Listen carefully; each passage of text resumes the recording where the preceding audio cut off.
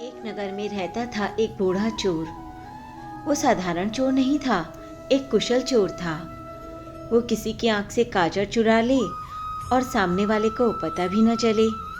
उसका एक बेटा था।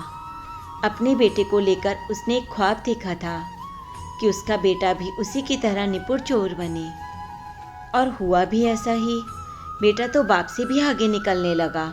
एक दिन उस बूढ़े चोर ने बेटे को बुलाकर उससे कहा, देख बेटा, अगर ऐसे ही जिंदगी भर सफल चोर रहना चाहता है तो एक बात बताता हूँ, गांठ बांध ले।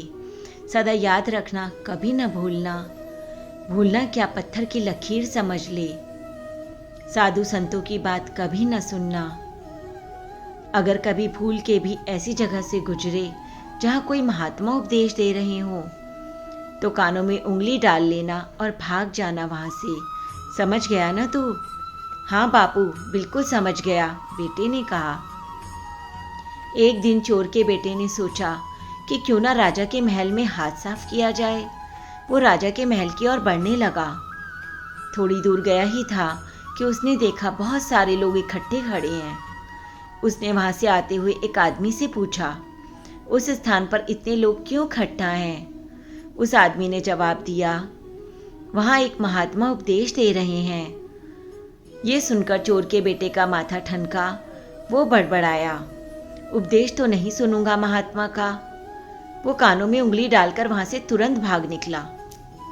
हड़बड़ाहट में जैसे ही भीड़ के पास से गुजरा तो वहां पड़े एक पत्थर से उसकी ठोकर लगी और वो गिर पड़ा। गिरते ही उसके कानों में महात्मा के शब्द पड़े, कभी झूठ नहीं बोलना चाहिए। जिसका नमक खाया हो उसका कभी बुरा नहीं सोचना चाहिए। जो भी व्यक्ति इन बातों को मानेगा उसे ईश्वर हमेशा खुश रखेगा। ये दो बातें उसके कानों में पड़ गईं। वो झटपटा उठा, कान बंद किए और राजा के महल की ओर चल पड़ा।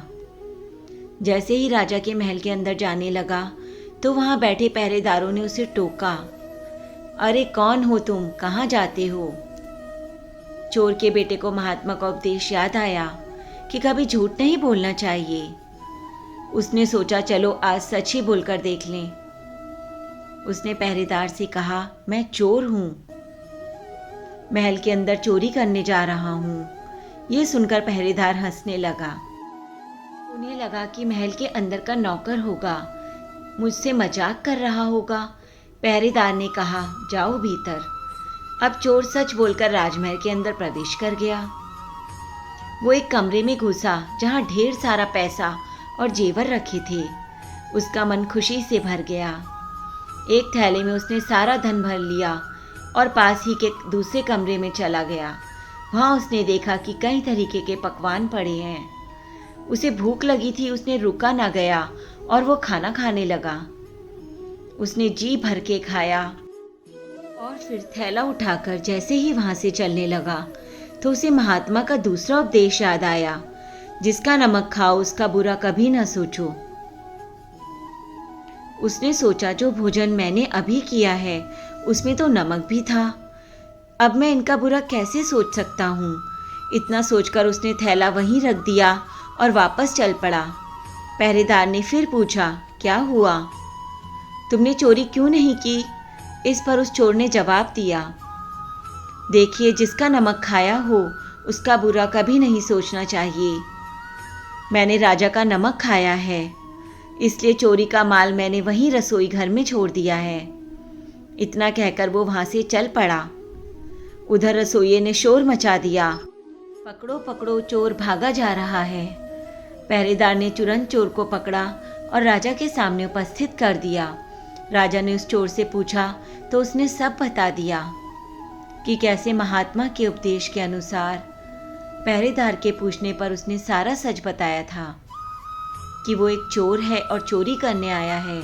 चोर ने आगे कहा, राजन, मैंने आपका धन चुराया लेकिन आपका नमक भी खाया, इसलिए महात्मा के उपदेश के अनुसार मैं आपका बुरा नहीं चाह सकता, तो मैंने तो धन वहीं रसोई घर में छोड़ दिया।